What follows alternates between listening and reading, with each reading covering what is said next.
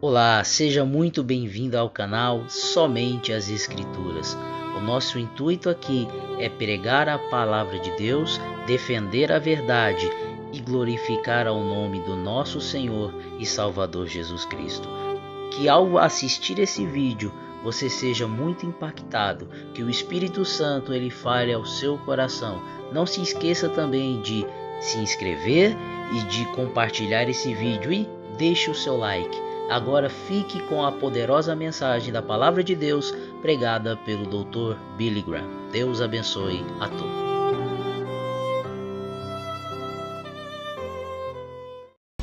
Há alguns anos atrás, dois filmes britânicos receberam o Oscar da Academia de melhor filme do seu respectivo ano. E ambos foram a respeito de dois homens. Um foi Eric Liddell e o outro foi Gandhi. Ambos tiveram a força e a coragem, quando sob pressão, de dizer não a si mesmos, de exercer autodisciplina. Quero tomar como meu texto de hoje 1 Coríntios, capítulo 10, começando com o versículo 12. Aquele, pois, que pensa estar em pé, veja que não caia. Não vos sobreveio tentação. Ouçam isto: não vos sobreveio tentação que não fosse humana. Todo ser humano enfrenta tentações no decorrer de sua vida. Mas Deus é fiel e não permitirá que sejais tentados além das vossas forças. Pelo contrário, juntamente com a tentação, vos proverá livramento, de sorte que a possais suportar. Deus proveu escape, se você conhece a Cristo. Bom, aqueles dois filmes tiveram um tremendo impacto sobre o mundo. O de 1982 foi Carruagens de Fogo, a história de Eric Liddell, um jovem que disse não a si mesmo e sim a Cristo. Ele surpreendeu o mundo quando se recusou a correr num domingo nas Olimpíadas de Paris de 1924. E vocês todos sabem que ele disse não até mesmo ao príncipe de Gales, que lhe pediu que corresse, porque ele era o homem mais rápido do mundo nos 100 metros. Mas ele disse não, porque ia ser num domingo e era contra suas convicções bíblicas escocesas. E recentemente foi comemorado o 60º aniversário da grande vitória de Eric Liddell nas Olimpíadas, porque ele correu nos 400 metros, em que ninguém achava que teria chance, e venceu. E fizeram esse grande filme a respeito da sua vida. E o que muita gente não sabe é que a vida de Eric Liddell não se limitou àquela vitória, porque depois que se formou na Universidade de Edimburgo, quando partiu, a estação estava lotada de colegas e professores cantando "Saudai o nome de Jesus", porque Eric Liddell foi para a China como missionário. Foi capturado pelos japoneses durante a guerra e morreu num campo de concentração japonês. Mas naquele campo, ele trouxe alegria e coragem a todos os prisioneiros, pois pregou para eles e cantou para eles, ministrando às suas almas. E ouvi dizer que estão preparando um outro filme, mostrando sua vida ali, porque ele teve coragem de dizer não. O mundo ouviu falar dele, porque ele disse não àqueles que tentaram fazer com que abandonasse as suas convicções cristãs pessoais. E eu penso em William Booth, há pouco mais de 100 anos atrás, que fundou o Exército da Salvação. Ele se converteu, tornou-se um vigário, um pastor, e foi para as favelas de Londres, para as zonas da luz vermelha. Pregou entre a gente pobre, formou um pequeno grupo chamado Banda Aleluia, e ia às esquinas, e ia também às prisões. E alguns dos líderes religiosos da época não gostaram daquilo. E assim ele foi chamado diante de uma conferência de líderes religiosos, e disseram: William Booth, você vai pregar onde nós o mandarmos, senão será excomungado. Ali estava ele, diante daquela vasta assembleia de pastores. Que podia dizer? Catherine Booth, que se tornou tão famosa quanto ele, sua esposa, estava na galeria e abanou o seu lenço gritando: William, diga não! E William obedeceu sua esposa e disse não, e assim nasceu o Exército da Salvação.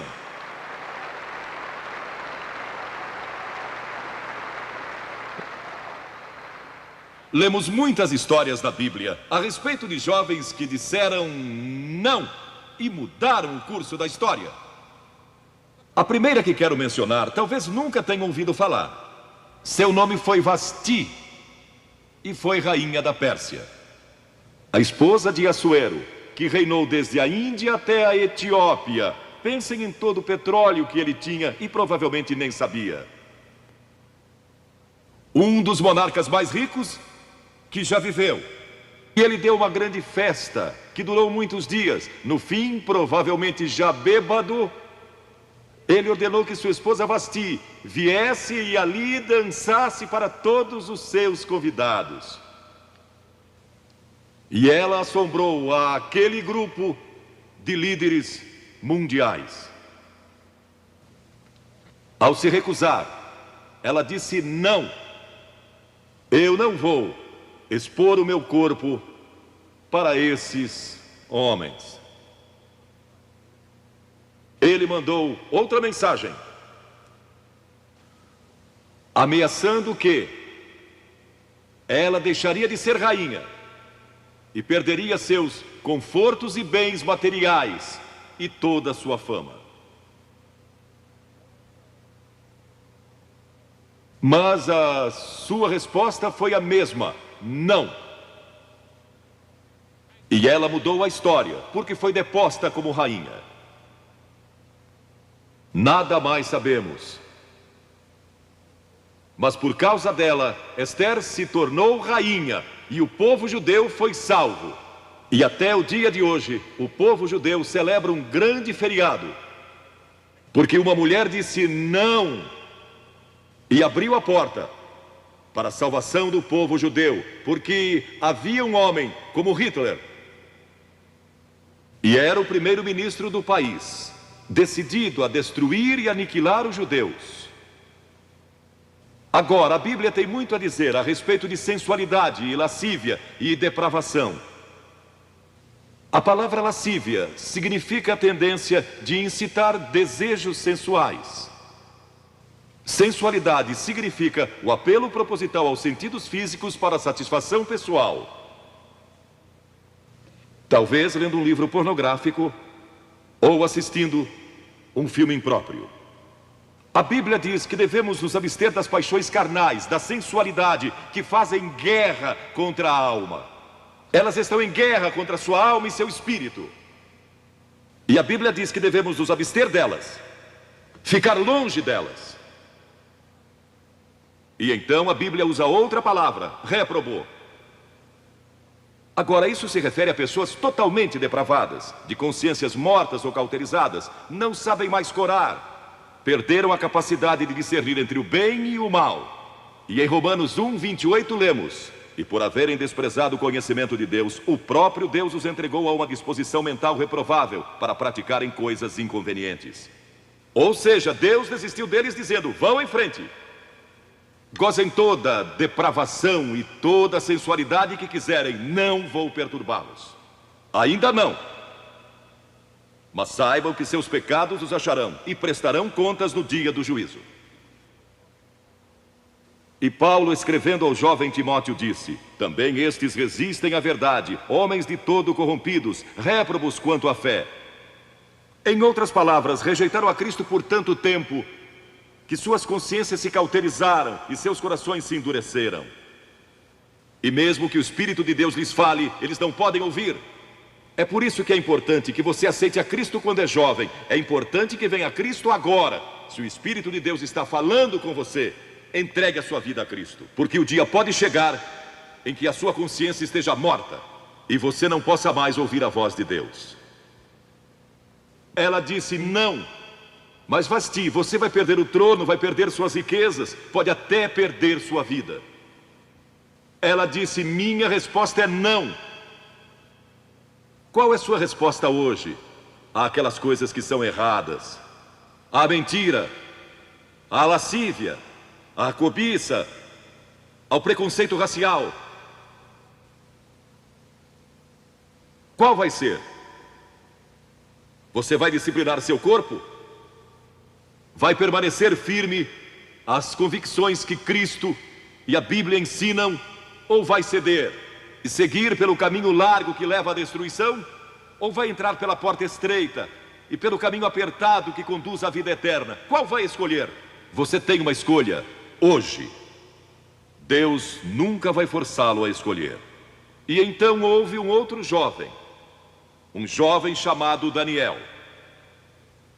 E a Bíblia diz que Daniel resolveu em seu coração que não se contaminaria com as finas iguarias do rei, nem com o vinho que ele bebia. Agora, Daniel era um jovem que tinha um propósito. Ele havia sido capturado em Jerusalém. Quando o exército de Nabucodonosor invadiu a cidade, ele foi capturado e levado através de milhares e milhares de quilômetros à Babilônia. A quase 3.000 quilômetros de sua própria terra, sem aviões nem automóveis. Eram semanas de viagem. Mas ele estava resolvido a servir a Deus e não devia ter mais de 12 ou 15 anos de idade. E Nabucodonosor, o grande rei, levara cativos de Jerusalém para a Babilônia e ordenou que aqueles jovens, em quem não havia defeito, de boa aparência, instruídos em toda a sabedoria, fossem ensinados em sua corte, para que ele pudesse usá-los. Ele queria usar aqueles jovens judeus, porque sabia que eles tinham um dom especial. E durante o período de treinamento, mandou que lhes dessem os melhores vinhos e as mais finas iguarias, e todos os confortos disponíveis na corte de Nabucodonosor. Mas Daniel disse: não, não quero o vinho do rei, e não quero as iguarias do rei. Quero dormir no chão, não numa cama de penas. Quero viver uma vida simples e também disciplinada. Que diferença dos que mal podem esperar pelo dia em que possam sair de casa e se divertir. Mas não Daniel. Daniel estava longe de casa e ninguém saberia se ele fizesse algumas dessas coisas. Ninguém saberia se ele tivesse uma namorada e dormisse com ela, ou se embebedasse com o melhor vinho do rei. Ninguém saberia lá em Jerusalém, e ele poderia ter se tornado muito popular. Mas esse primeiro não, quando jovem, preparou-o para o grande não, quando era primeiro-ministro da Babilônia. E foi lançado na cova dos leões, porque não abandonou sua fé em Deus. Nós nos contaminamos ao comer demais, ou ao nos embebedarmos, ou ao tomar drogas, ou gastando tempo demais assistindo televisão, ou indo aos cinemas. Jesus declarou em Lucas capítulo 21: acautelai-vos, para que nunca vos suceda que os vossos corações fiquem sobrecarregados com as consequências da orgia e das preocupações deste mundo, e para que aquele dia não venha sobre vós repentinamente. O apóstolo Paulo disse: não disponhais para a carne no tocante às suas concupiscências. E Pedro disse: porque basta o tempo decorrido para terdes executado a vontade dos gentios, tendo andado em dissoluções, concupiscências e em detestáveis idolatrias. A Bíblia diz que devemos disciplinar nossas mentes e também nossos corpos, e disciplinar o coração pela nossa fé em Cristo. E então houve outro jovem chamado José, que foi vendido para o Egito pelos seus irmãos e se tornou escravo de um homem chamado Potifar. E Potifar tinha uma linda esposa, e José era forte e bonito. E em Gênesis, no capítulo 39, se quiserem ler a história, lemos a respeito da tentação de José. A esposa de Potifar se apaixonou por José, porque José se tornou mordomo de toda a casa de Potifar, cuidando dos seus negócios. E ela viu aquele belo jovem, viril e de boa aparência, andando pela casa e pelo jardim, cuidando dos negócios todos os dias, e ela o cobiçou. E disse: deita-te comigo. Ele disse: não. E acrescentou: não posso fazer isso ao meu senhor, que me confiou tudo o que tem, exceto sua esposa. Não posso pecar contra Deus, o Deus dos meus pais. Ele estava longe de casa, lá no Egito, quem saberia?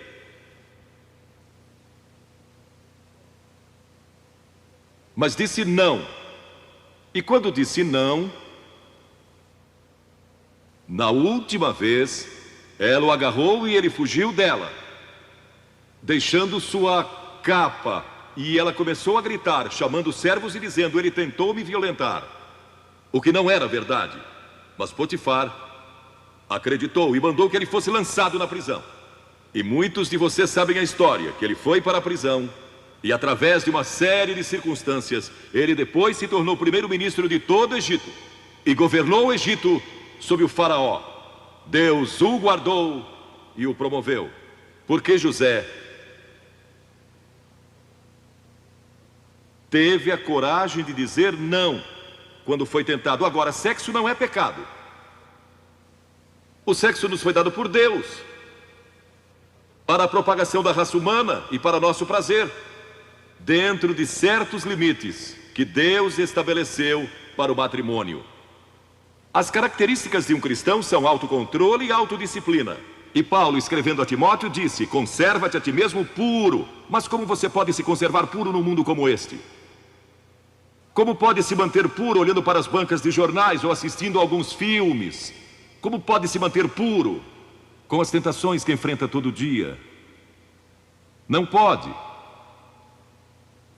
de modo algum, exceto se Cristo está em seu coração. Ele lhe dará força e o poder, porque nenhuma tentação lhe sobrevirá que Cristo não lhe ofereça o meio de escape. Entregue sua vida a Cristo hoje, deixe que Ele controle a sua vida, deixe Ele ser Senhor de sua vida, deixe que Ele controle essa área de sua vida, sua mente, seu corpo e sua vida sexual. Deixe que Ele tome conta dela.